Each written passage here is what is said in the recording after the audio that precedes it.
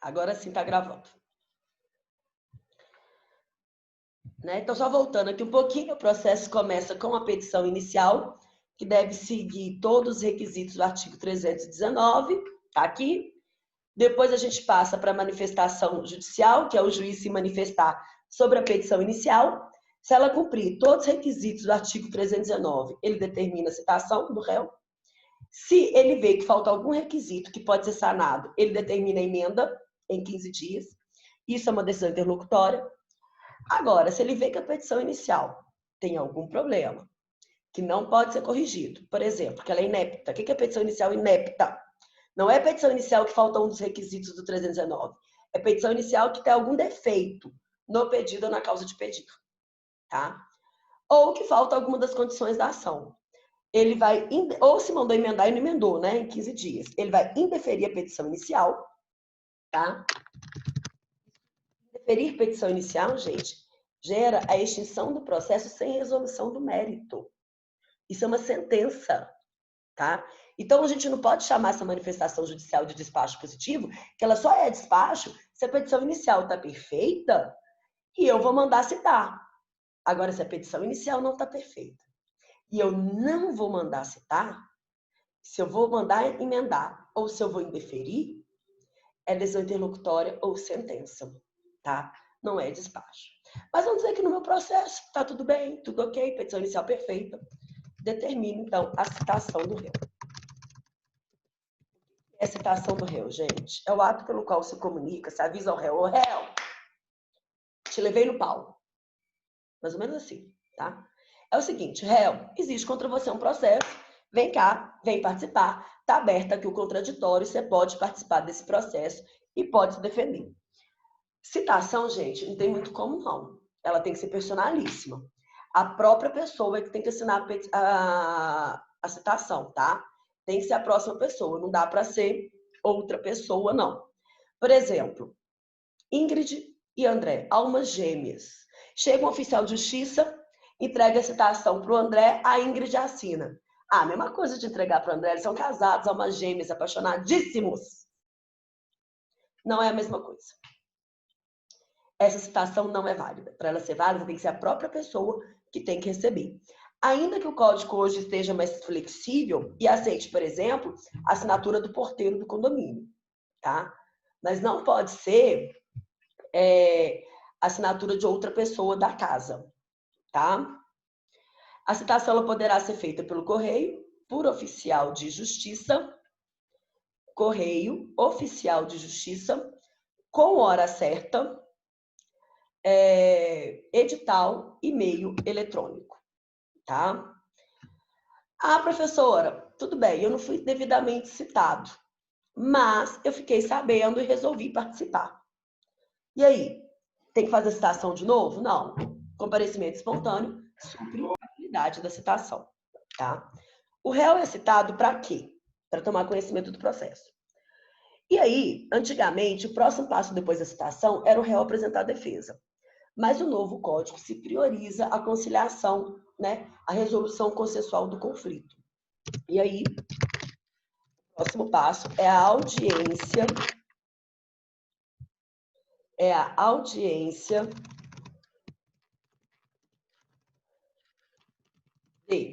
Só estou aceitando o pessoal aqui. Gente, minha aula tá bombando, hein? Vocês são fantásticos. É a audiência de conciliação e mediação, tá? Qual que é o objetivo? É a gente chegar num acordo. Se eu conseguir alcançar esse objetivo nessa audiência, gente, fantástico, maravilha. Aquele acordo vai ser homologado por sentença e o processo vai ser extinto sem resolução do mérito, tá? Agora, se não fizer um acordo, aí o processo tem que continuar. Professora, é obrigatório ter essa audiência de conciliação e mediação? Nos casos de família, sim. E nos demais? Se tanto o autor quanto o réu falarem que não quer, não vai ter, tá? Nos casos de família, é obrigatório ter. É obrigatório fazer o acordo? Óbvio que não, tá? Claro que não é obrigatório fazer, mas mandou aqui, eu não entendi por que não conseguiu entrar.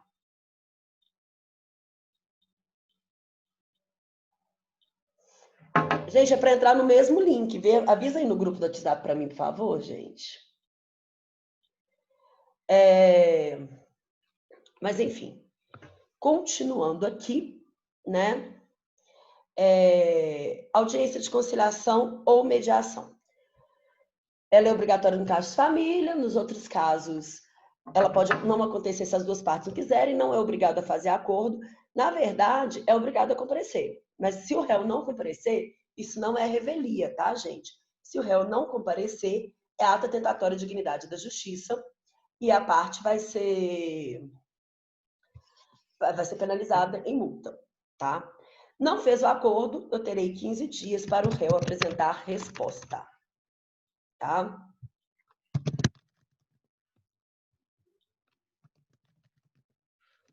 Essa resposta pode ser contestação somente, ou pode ser contestação e reconvenção.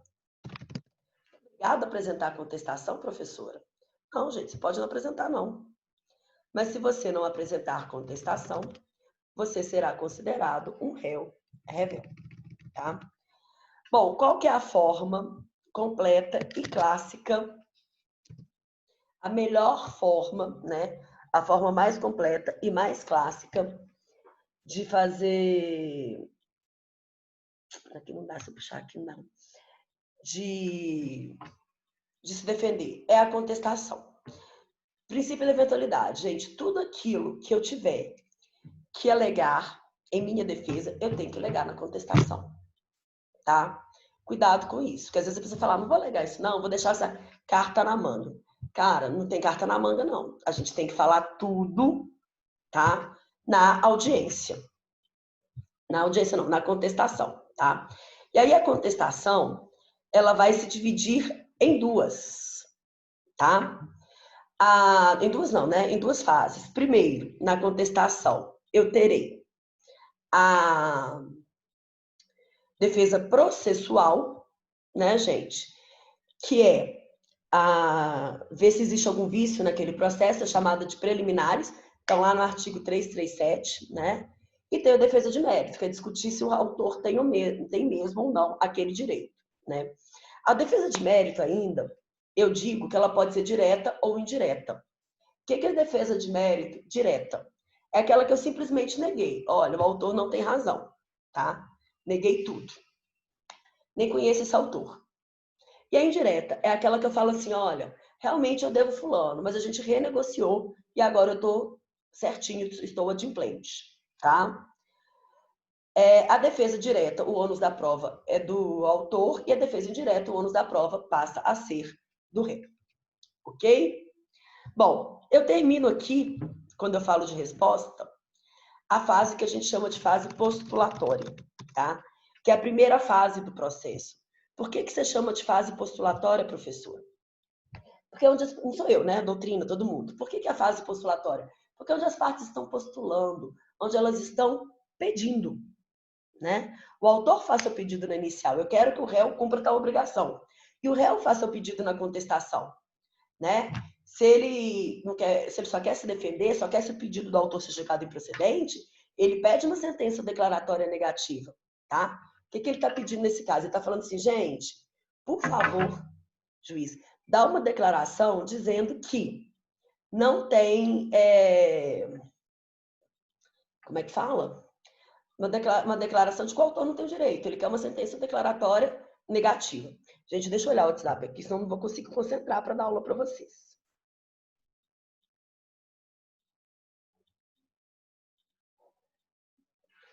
Gente, a Bruna falou aqui que o áudio tá horrível. Vocês estão conseguindo me ouvir? Para mim tá ótimo. Para mim também tá bom. Deve ser a internet dela. Então deve ser a sua internet. Dá uma olhadinha aí, tá? Para mim tá bem. O link, gente, é o mesmo que eu já tinha mandado antes. E Tony, eu não sei quem que é o Tony. Tony Balada, adorei.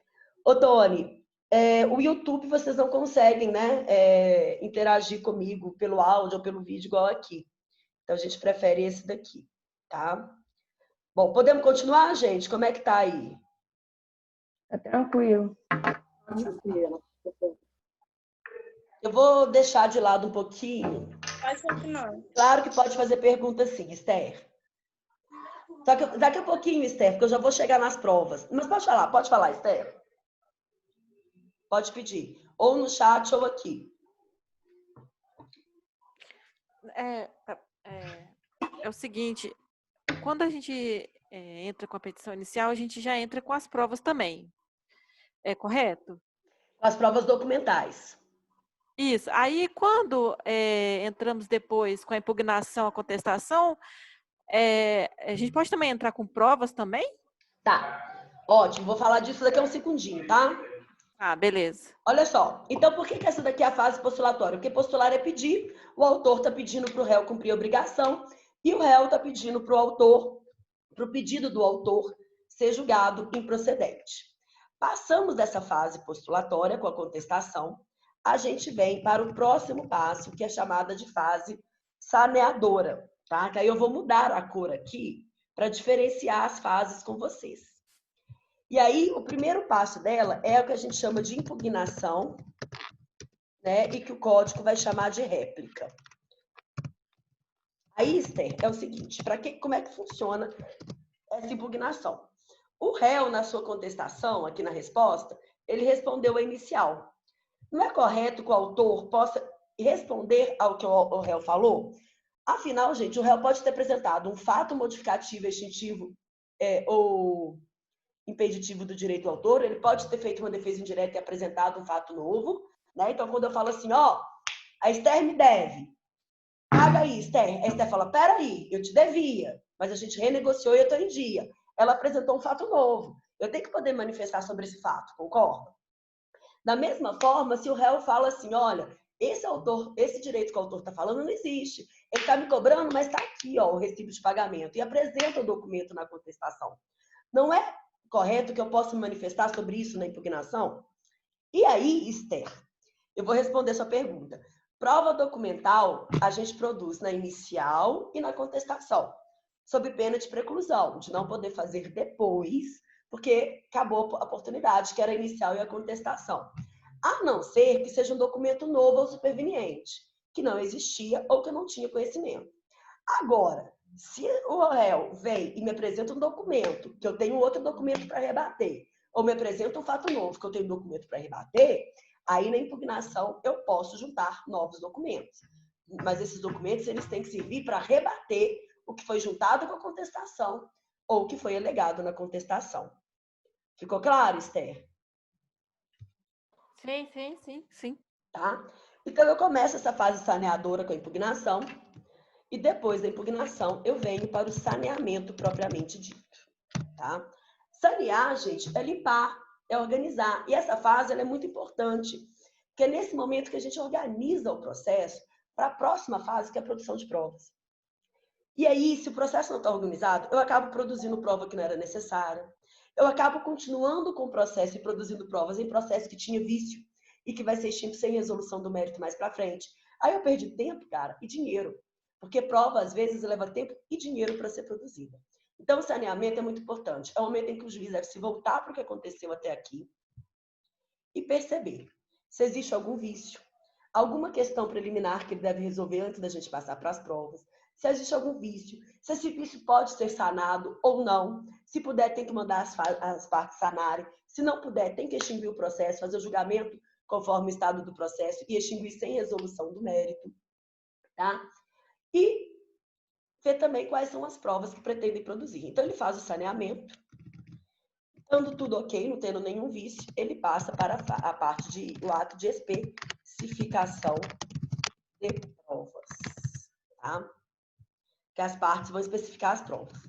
Qual que é o correto? Nem todo juiz faz isso, mas muitos têm feito, eu estou achando bom. O que eles falam? Eles falam assim, olha, presta atenção aqui. Pay attention. Presta atenção aqui. Nós vamos... Vocês vão falar quais provas vocês pretendem produzir e me digam por que querem produzi-las. Qual que é o motivo? A gente não ficar produzindo prova à toa. Para a gente não perder tempo. Tá? Lembrando que a prova documental deve ter sido juntada na inicial e na contestação. Então, o que sobrou para a fase de provas mesmo. Perícia, inspeção judicial, tá? E a prova oral, que é o depoimento das partes e a oitiva de testemunhas, tá? E aí o juiz, as partes especificam as provas e o juiz defere ou indefere, tá? E aí, sobre esse deferimento e indeferimento, eu vou falar um pouquinho mais na próxima aula, tá? Gente, se a parte falar, olha, a minha prova é só documental, ou se o próprio juiz olhar e falar, gente, aqui é só prova documental, o que ele vai fazer? O julgamento antecipado da lide, ele já decide, porque eu não preciso ter audiência, gente. Eu não preciso ter audiência de instrução e julgamento se não tiver prova oral. Instrução e julgamento, ela serve para ouvir as partes e as testemunhas. Você não precisa ouvir ninguém, acabou. Né? Faz o julgamento antecipado da lide. Muito comum no juizado de relações de consumo aqui em Belo Horizonte acontecer isso. E aí a gente já vem para a próxima fase, que é a fase probatória. Né? Vou até mudar de novo a cor aqui. Toda vez que eu estou mudando de fase, eu estou mudando a cor, para ficar mais claro para vocês. Agora a gente vai de verde, né?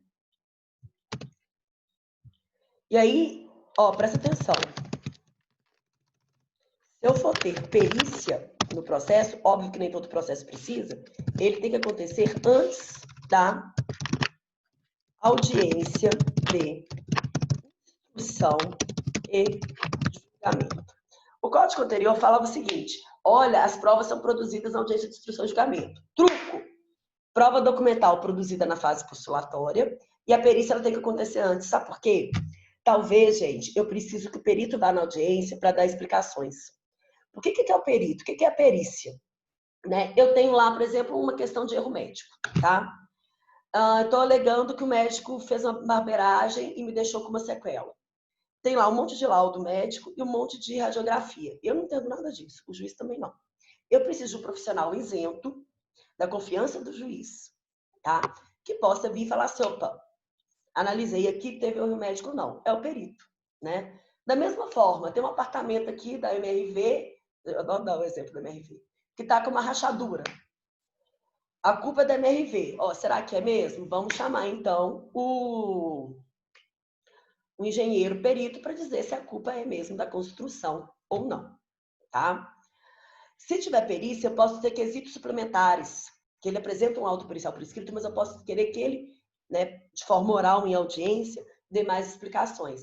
Então, tem que ser antes da audiência. Aí a gente vem para a audiência. O que acontece nessa audiência, meu povo? Nessa audiência de instrução e julgamento. Primeira coisa, tenta-se uma nova... As partes são apregoadas, né? Elas entram para a audiência, e eu falei isso hoje de manhã, vou falar com vocês também, cuidado com isso, e cuidado com o cliente de vocês. Quer dizer, o cara vai para a audiência, gente, e ele fala assim, nossa, agora eu vou falar, sabe? Agora eu vou falar, agora eu vou desabafar, o juiz agora vai vir saber tudo que esse filho da mãe fez comigo. Quem tem capacidade postulatória é advogado. Esse cara te contratou para você falar por ele. E se ele falar, no meio da audiência, ele vai fazer barraco, ele vai falar besteira, ele vai atrapalhar seu processo. Não deixa ele falar. Se ele falar assim, eu quero ser ouvido, você fala, meu filho, você tem 2 opções, 3 opções.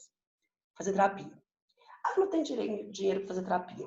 Se for católico, vai lá na igreja e pede para confessar com o padre, ele vai te ouvir. Não tem dinheiro para pagar terapia, não sou católico. Liga na Record, 1h da manhã, programa Fala que eu te escuto, eles vão te escutar lá. Tá? Tenho certeza disso. Não deixa. O seu cliente só vai falar se for caso de depoimento pessoal, que eu vou falar daqui a pouquinho. Fora isso, quem fala por ele é você. Na verdade, se não tiver pedido de depoimento pessoal do seu cliente, e não for um caso de família, ele nem precisa ir. O próprio advogado pode ir, porque é ele que fala pelo processo. Dica prática para vocês. Manda sempre o cliente ir. Ele tem que ver seu trabalho. Ele tem que ver você trabalhando. Mas não deixa ele falar. Tá? Bom, e aí entra as partes, né? O juiz tenta uma nova conciliação. Se for feito o acordo, maravilha, homologue-se aquele acordo por sentença, acabou o processo aí. Se não for feito acordo, tá? A gente vai, então, para começar os trâmites. Primeiro, ouve-se o perito, tá? Se for o caso, se tiver perícia naquele processo, se precisar ouvir o perito, nem sempre tem, na maioria das vezes não. Mas o perito, ele vai ser ouvido. Primeiro, faz pergunta ao juiz, depois o advogado do autor, depois o advogado do réu. Nesta ordem, as perguntas são feitas diretamente. Tá? Antigamente, a gente fazia pergunta para o juiz e ele transferia a pergunta para o perito. Não, agora é direto. Depois, passa para o oitivo do depoimento pessoal. Aqui, gente, na parte de especificação de provas, a gente pede o depoimento pessoal da parte contrária. A gente não pode pedir o depoimento pessoal do nosso próprio cliente. É só da parte contrária. Prova importantíssima. Quando eu formei, eu não pedia. Falava, eu não vou dar palco para essa parte ficar falando. Meu pai, que é advogado, me deu um torra um dia. Falou assim, olha, você está perdendo a melhor forma de prova que você tem. Porque aí a pessoa vai depor. A hora que ela depor, o advogado não pode interromper, ela não pode pedir ajuda para o advogado, e é ela que fala. Você acha que ela falou na inicial e na contestação, mas quem falou para ela foi o advogado, que tem as manhas, que tem as maldades. Ali é o momento de você forçar uma confissão, de você fazê-la confessar. Tá? Então, eu sempre peço o depoimento pessoal, e aí você pede o depoimento pessoal nessa fase de especificação de provas, e já pede para que a pessoa seja intimada pessoalmente. Ela não vai ser intimada pelo advogado, tem que ser pessoalmente, para fazer o seu depoimento pessoal. O autor vai depor, o réu sai da sala, porque ele vai depor depois, ele não pode ficar influenciado. Vai fazer pergunta para ela, o juiz e o advogado da parte contrária. Você não faz pergunta para o seu cliente no depoimento pessoal, só o advogado da parte contrária.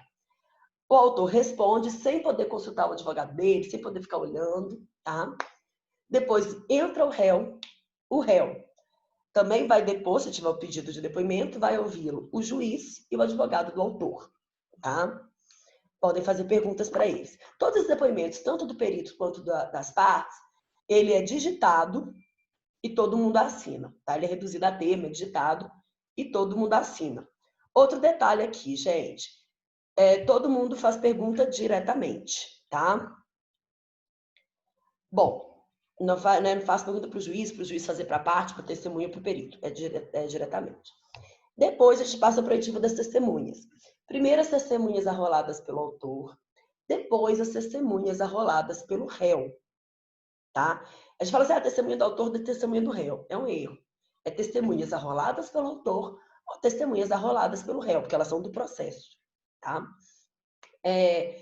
Testemunhas do autor. Faz perguntas. Primeiro o juiz, depois o advogado do autor e advogado do réu. Testemunhas do réu fazem perguntas. Primeiro o juiz, depois o advogado do réu, advogado do autor. Tá? Aí tenta-se uma última conciliação, depois de ouvir todo mundo, e às vezes ela é até interessante mesmo, galera, porque às vezes, depois que todo mundo depôs, a gente vê que o trem tá feio e vira pro cliente, a gente, agora você pode fazer um acordo, porque agora o trem tá bom para você não. Tá?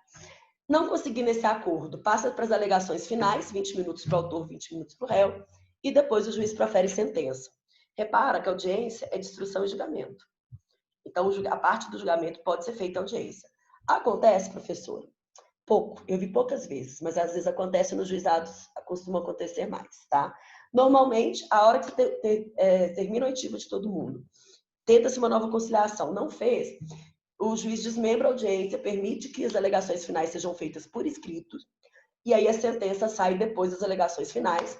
Deveria sair em 30 dias, às vezes sai em 30 anos, né? Porque aí a gente chega na última fase, que é justamente a fase decisória, cujo ato é a sentença. Tá? Vou trocar de novo a cor aqui, né? Para ficar mais claro para a gente. Agora vai ser cinza. Tá? Isso daqui, gente, que eu fiz com vocês agora, é o que a gente chama de mapa mental. E para mim é muito importante, porque vocês ficam lá aí estudando o processo e às vezes não conseguem enxergar o processo como um todo. Então, aquele processo de conhecimento que vocês estudaram com o Marchiori é isso daqui.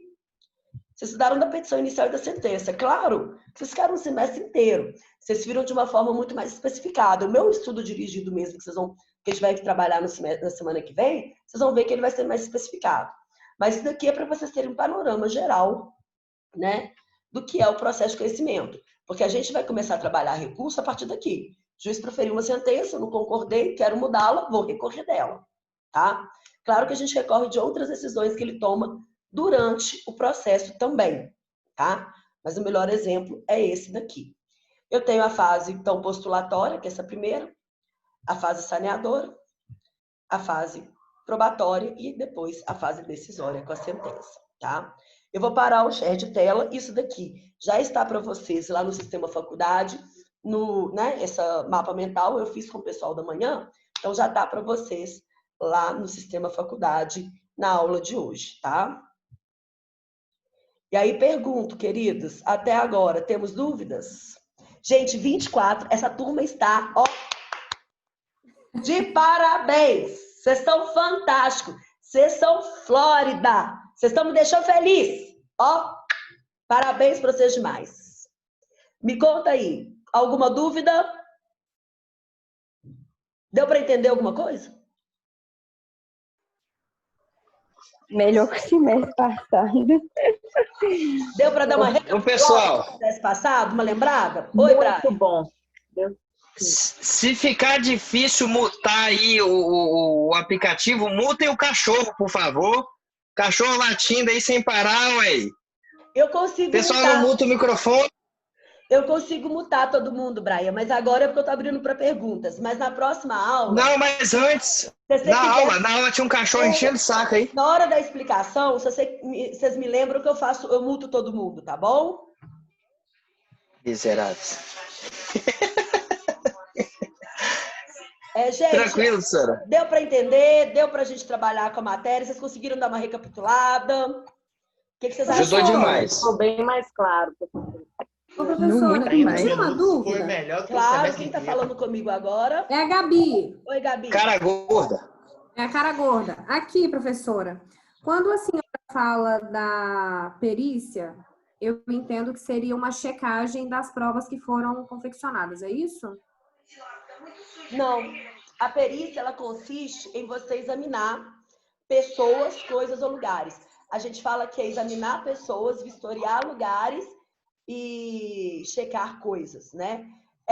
Por exemplo, Gabi, eu tenho aqui uma cicatriz e eu falo que essa cicatriz foi culpa do médico. Então, vai vir um outro médico para analisar se realmente foi um erro médico ou não, tá? Eu tenho meu celular que eu falo que ele veio estragado, tá? Aí vem um engenheiro eletroeletrônico, mecatrônico, nem sei, para periciar, para ver se foi mesmo estragado ou se, tá?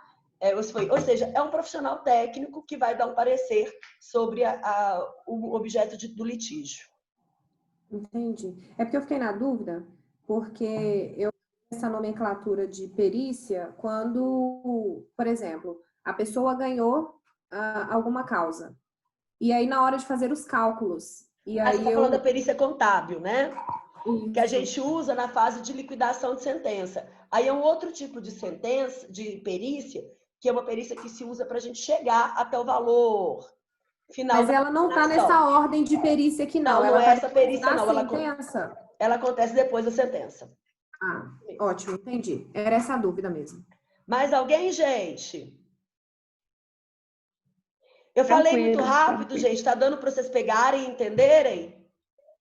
Sim, Sensacional. Ótimo. Sim, Tá. muito bom. Ótimo. Então, ó, eu vou fazer esse estudo dirigido, vou preparar para vocês. E aí, na próxima aula, a gente vai corrigi-lo, porque aí eu vou entrar um pouquinho mais nessa matéria e principalmente no que eu preciso que vocês saibam para a gente trabalhar esse semestre, tá? Só Uhum. vou fazer, só para a gente terminar rapidinho aqui, um outro share de tela com vocês. Vocês estão conseguindo ver? Sim. Aliás, Sim. só um minutinho, eu vou parar a gravação agora. Que aí é só uma coisa mais entre a gente mesmo, tá? Parei a gravação.